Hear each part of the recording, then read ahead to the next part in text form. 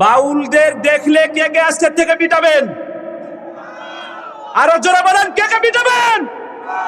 এই আবুল বাউলের ফাঁসি কে কে চান? এই বদমাইশ কি বলেছে জানেন? আপনারা কল্পনাও করতে পারবেন না বদমাইশ কি বলেছে। বদমাইশ বলে যে আল্লাহ কি বলে তার গুয়াও নাই মুখও নাই। জোরে বলেন নাউজুবিল্লাহ। এর বেঁচে থাকার কোনো অধিকার আছে? আরো জোরে বলতে হবে আছে। এই বাউল বদমাইশ বলে যে ওই বাউলের পায়ে চুমা দেওয়া আর হজে আসলে চুমা দেওয়া বলে এক। নাউজুবিল্লাহ। আরো জোরে বলেন নাউজুবিল্লাহ। এই বাউলদের গান যেখানে হবে সেই জায়গা প্রতিহত করতে রাজি আছেন কে কে? আমার আল্লাহকে নিয়ে কথা বলবার আমরা বসে থাকবো? এই জীবন থাকতে তাই দেশে হবে? আপনি সহ্য করতে পারবেন? এই বাউলদের পক্ষে আবার কিছু মানুষ আমাদের দেশের কথা বলে। এই বাউলের পক্ষে যে কথা বলবে মনে রাখবেন তার ঈমান সাথে সাথে চলে যায়, সে কাফের হয়ে যাবে। আমরা কাফেরের পক্ষে না বিপক্ষে? সে যদি আমার বাবা হয় ঠিক না ঠিক, সে আমার ভাই হলো ঠিক না ঠিক। এই বাউলদের আস্তানা ভেঙে গুড়িয়ে দিতে হবে। রাজি আছেন না? নারায় তাকবীর। সম্মানিত উপস্থিতি, মক্তবে যাও পবিত্রতায় কুরআনটাকে পড়ো, জীবন তোমার রঙিন হবে, জ্ঞানী হবে বড়। রবের অতি প্রিয় হলে জান্নাতে সুখ শান্তি মেলে। ঠিক না বেঠিক? রবের অতি প্রিয় হলে জান্নাতে সুখ শান্তি মেলে। সবাই, রবের অতি প্রিয় হলে জান্নাতে সুখ শান্তি মেলে। তাই তো কুরআন বিধানটাকে আঁকড়ে তুমি ধরো, মক্তবে যাও পবিত্রতায় কুরআনটাকে পড়ো, মক্তবে যাও পবিত্রতায়।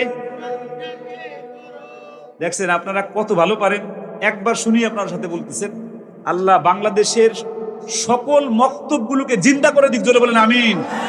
দাও খোদা দাও আমায় আবার ওমর দারাজ দিল। দাও খোদা দাও আমায় আবার ওমর দারাজ দিল। দাও আলীর মতো বীর সেনানী, আলীর মতো বীর সেনানী জাগাতে নিখিল। দাও খুদা দাও আমায় আবার। বাউলদের দেখলে কে কে আজকের থেকে পিটাবেন? আরো জোরে বলেন, কে কে পিটাবেন? এই আবুল বাউলের ফাঁসি কে কে চান?